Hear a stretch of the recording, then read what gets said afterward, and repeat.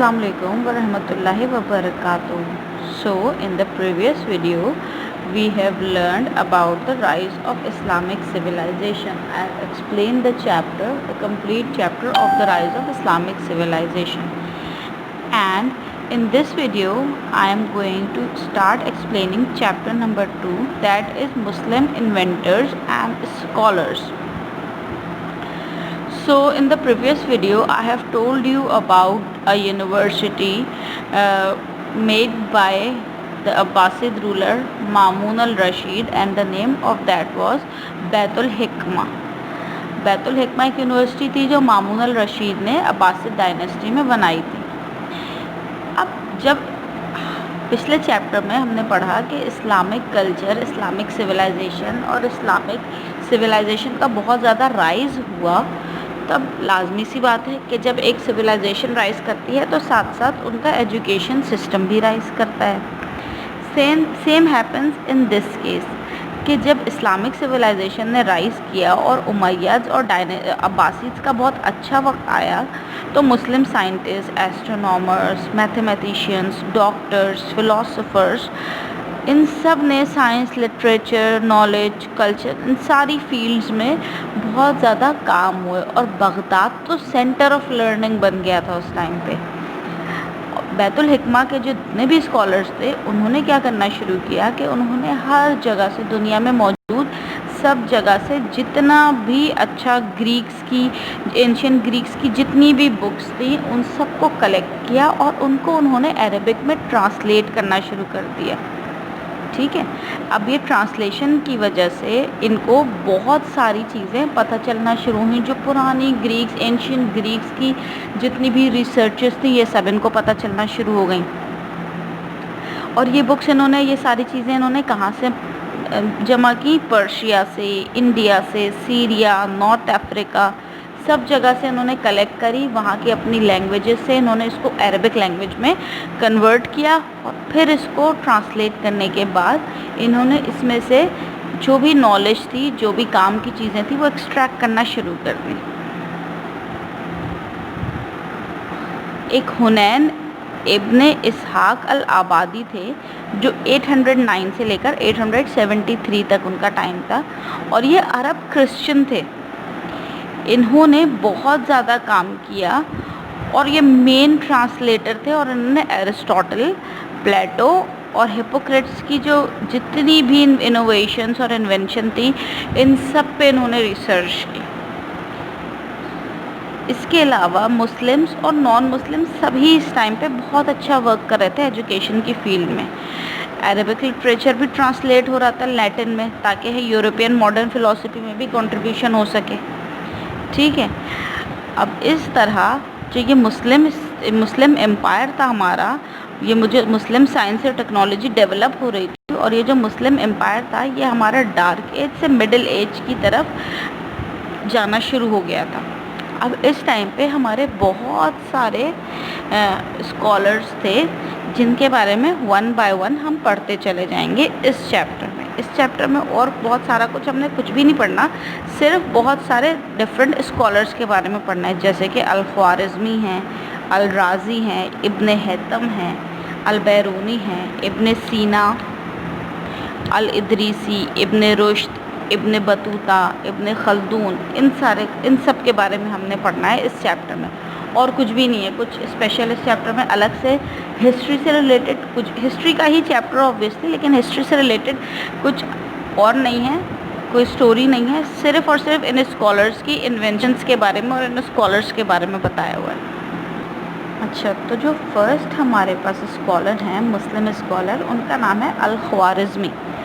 अल-ख्वारिज़मी एक पर्शियन मुस्लिम स्कॉलर थे. पर्शिया आप समझते हैं ना, पर्शिया वो वाला एरिया जो ईरान वाला एरिया है. अभी जो ईरान है ना, वो पहले पर्शिया कहलाया करता था. तो अल-ख्वारिज़मी बिलोंग करते थे पर्शिया से, और 780 से लेकर 850 तक वो रहे. अच्छा, ये भी एक स्कॉलर थे बैतुल हिकमा में, बगदाद के अंदर. और मैंने बताया ना, बगदाद तो हब बन गया था एजुकेशन का. असल में ये एक मैथमेटिशियन थे اور سب سے پہلے جو ایک نیومیرل سسٹم آیا نا، جو زیرو انوینٹ کرتے ہیں، جو کہتے ہیں نا کہ زیرو تو مسلمس نے انوینٹ کیا ہے، تو الخوارزمی واز دا ون جنہوں نے زیرو انوینٹ کیا تھا۔ اس کے علاوہ انہوں نے ایک بک بھی لکھی ہے، اور بک کا نام تھا المقالہ فی حساب الجبر والمقابلہ۔ میں پھر سے ریپیٹ کرتی ہوں، المقالہ فی حساب الجبر والمقابلہ۔ یہ الجبر سے آپ کو سمجھ میں آ رہا ہوگا، یہ الجبرا کے بارے میں بک تھی، اور الجبرا کا جو بیسک کانسیپٹ تھا نا، سب سے پہلے الخوارزمی نے ہی دیا تھا۔ اس کے علاوہ لوگیرتھمز یا الگورتھمز جو ہم بولتے ہیں، الگورتھمز بولتے ہیں، لوگیرتھمز بھی بولتے ہیں، یہ بھی الخوارزمی نے ہی انوینٹ کیا تھا۔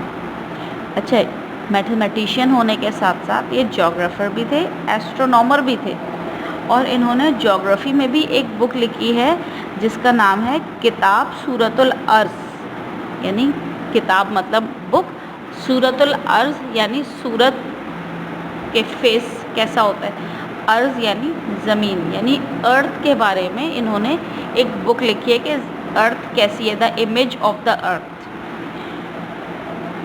اچھا، اس کے علاوہ انہوں نے اور بھی بہت ساری بکس لکھی ہیں، لیکن ان کے اکارڈنگ یہ خود اپنے بارے میں کہتے ہیں کہ میتھمیٹکس جو ہے وہ میری فیٹ میں لکھی ہوئی ہے، یعنی میری قسمت میں میتھمیٹکس ہی لکھی تھی، ٹھیک ہے۔ اس کے علاوہ بھی انہوں نے بہت سارے انٹرنیشنل ایوارڈز جیتے ہیں میتھمیٹکس کے لیے۔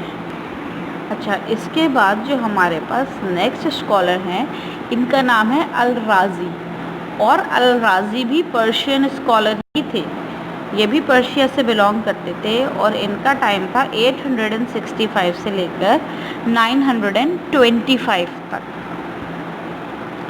لیکن الرازی جو تھے وہ میڈیسن کی فیلڈ میں کام کرتے تھے، بغداد میں ہی تھے یہ بھی، لیکن یہ میڈیسن کی فیلڈ میں کام کرتے تھے۔ اچھا، یہ صرف پولیمیتھ نہیں تھے بلکہ بہت ہی مشہور فزیشین، الکیمسٹ، فلاسفر اور اسکالر بھی تھے۔ انہوں نے ہی سب سے پہلے ٹریٹمنٹ اور سمٹمز کے بارے میں بتایا، میزلز کے اور اسمال پاکس کے۔ یہ جو آج ہمیں ہو جاتا ہے نا پرابلم، جو چکن پاکس بچوں کو ہو جاتی ہے، میزلز ہو جاتے ہیں، اسمال پاکس ہو جاتی ہے، چھوٹے چھوٹے دانے ہو جاتے ہیں، اس کا علاج، اس کی ٹریٹمنٹ سب سے پہلے الرازی نے بتائی تھی۔ اس کے علاوہ انہوں نے اور بھی بہت سارے ڈیزیزز کے سمٹمز کے اوپر ورک کرنا شروع کیا کہ کون سی بیماری کے کیا سمٹمز ہوتے ہیں، یعنی علامات ہوتی ہیں۔ سمٹمز کا مطلب کیا علامات ہوتی ہیں، کون سی بیماری میں کیا چیزیں ہونا شروع ہو جاتی ہیں۔ ہاسپٹلس کا کانسیپٹ بھی سب سے پہلے الرازی نے ہی دیا تھا، اور الرازی واز دا ون جنہوں نے بغداد میں سب سے پہلے ہاسپٹل بنایا تھا۔ اچھا، پہلے جب ہاسپٹلس بنتے تھے نا، تو اس میں ہر پیشنٹ کو نہیں رکھا جاتا تھا، ہاسپٹلس میں پہلے صرف ان پیشنٹس کو رکھا جاتا تھا جو کنٹیجیس ہوتے تھے۔ کنٹیجیس یعنی ایسے پیشنٹ جن کو لگنے والی بیماری ہو، جیسے آج کل کورونا وائرس ہے نا، کووڈ-19، اب یہ لوگوں کو لگ جاتا ہے۔ اگر کوئی ہمارے برابر میں بیٹھے اور کسی کو کووڈ-19 ہو تو وہ بیماری ٹرانسفر ہو سکتی ہے، ٹھیک ہے۔ تو اسی طرح اس زمانے میں بھی بہت ساری بیماریاں تھیں جو کنٹیجیس تھیں، ٹھیک ہے، اور انفیکشن پھیلا دیتی تھی وہ بیماریاں۔ تو ہاسپٹلس میں انیشیلی ہاسپٹلس کا کانسیپٹ ہی اس لیے بنا تھا کہ وہاں پہ صرف انفیکشیس لوگوں کو رکھا جاتا تھا جن کی بیماریاں کنٹیجیس تھیں، ٹھیک ہے۔ تو اس طرح، اور اسمال پاکس اور چکن پاکس بھی جو ہے نا کنٹیجیس ہی بیماری ہوتی ہے، یہ بھی پھیل جاتی ہے، ایک سے دوسروں کو لگ جاتی ہے یہ بیماری۔ تو الرازی نے پہلی بار جو ہے وہ ہاسپٹل کا کانسیپٹ دیا تھا۔ اس کے بعد ان کی 200 سے بھی زیادہ بک ہیں، جن میں آدھی سے زیادہ تو انہوں نے صرف میڈیسن کے بارے میں ہی لکھی ہیں، اور ڈائگنوسس کے بارے میں کہ ٹریٹمنٹ کیسے ہو، ڈائگنوسس کیسے ہو، کیا سمٹمز ہوتے ہیں بیماریوں کے۔ آدھی سے زیادہ بکس تو ان کی اسی بارے میں ہیں۔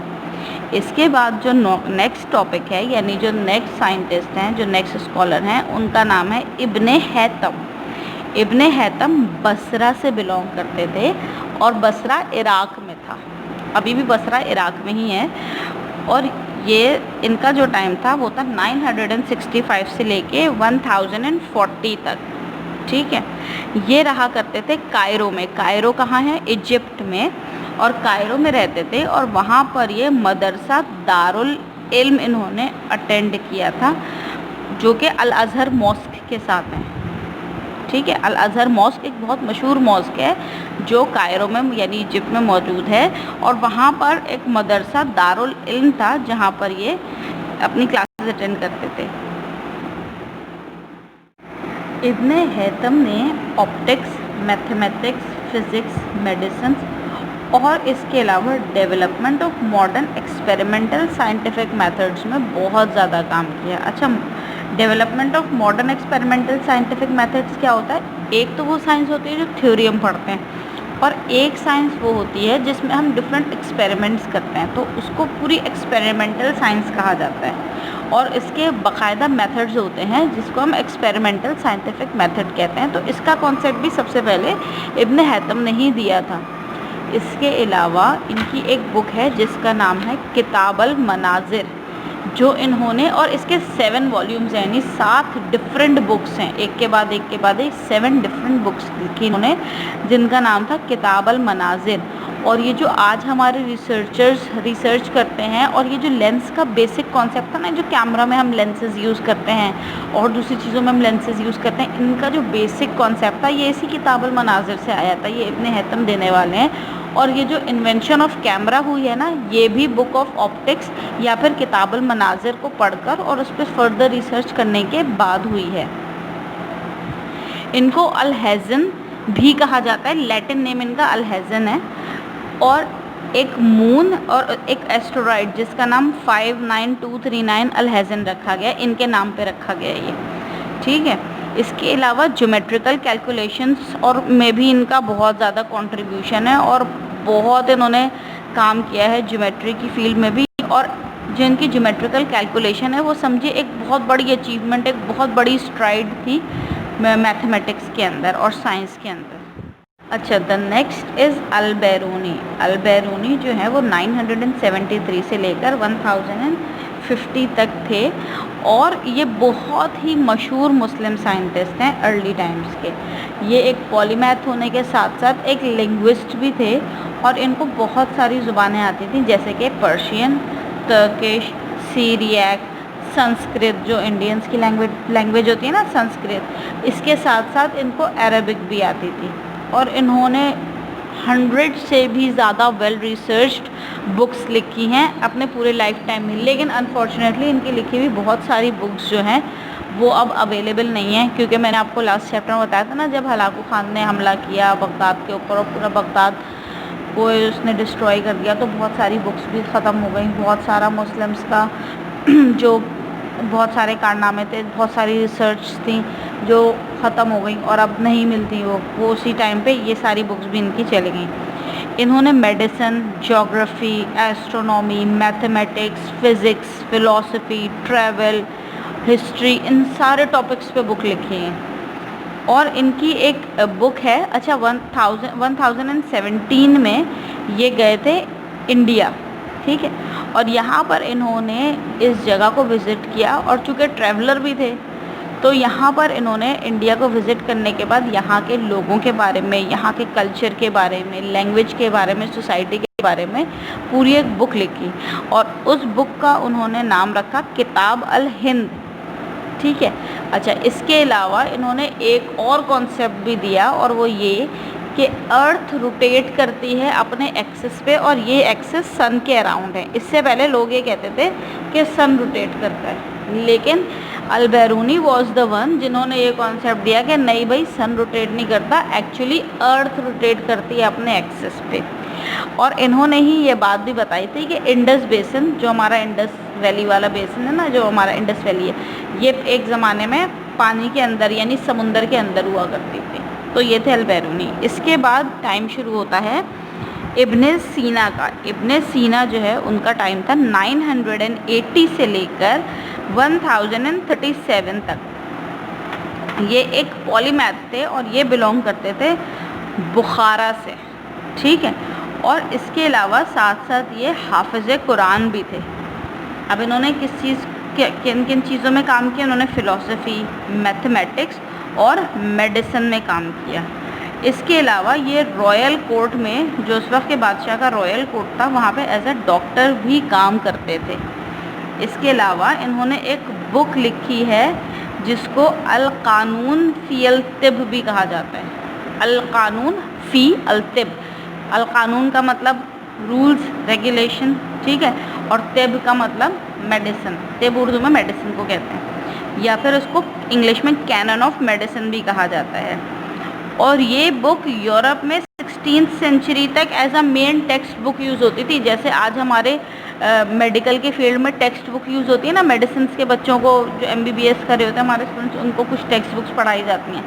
تو ہمارے یہ جو مسلم سائنٹسٹ تھے، ابن سینا، مسلم اسکالر تھے، ان کی یہ بک یورپ کے اندر 16th سینچری تک ایز اے ٹیکسٹ بک پڑھائی جاتی تھی ان کے میڈیکل کالجز میں، ٹھیک ہے۔ ابن سینا کا جو انتقال ہوا وہ 1037 میں ہوا، ہمدان میں یعنی پرشیا میں، اور پھر ان کو وہیں پر ہی بری کر دیا گیا۔ اچھا، اس کے بعد جو ہمارے نیکسٹ جو اسکالر ہیں ان کا نام ہے الادریسی۔ الادریسی کا ٹائم اسٹارٹ ہوا تھا 1099 سے، اور ان کا ٹائم رہا 1161 تک، ٹھیک ہے۔ یہ ایک موروکن تھے، یعنی موروکو سے بلونگ کرتے تھے، اور یہ فیمس اپنی جیوگرافیکل اسٹڈیز کی وجہ سے تھے۔ آج کے زمانے مطلب اس ٹائم پہ جو بھی دنیا میں چیزیں تھیں، جیسے کہاں پر پہاڑ ہیں، کہاں پر ماؤنٹینز ہیں، کہاں پر سی ہے، کہاں پر ریور ہے، کہاں پر لینڈ فیلڈز ہیں، یہ ساری کی ساری انہوں نے اتنا زیادہ ٹریول کیا تھا کہ یہ ساری کی ساری جیوگرافیکل اسٹڈی یہ کر چکے تھے۔ اور اس کے علاوہ انہوں نے ایک میپ بھی بنا دیا تھا ارتھ کے بارے میں، یعنی اس ٹائم جو ارتھ تھی جس طرح کی، اس سے ریلیٹڈ انہوں نے ایک پورا میپ بنا دیا تھا۔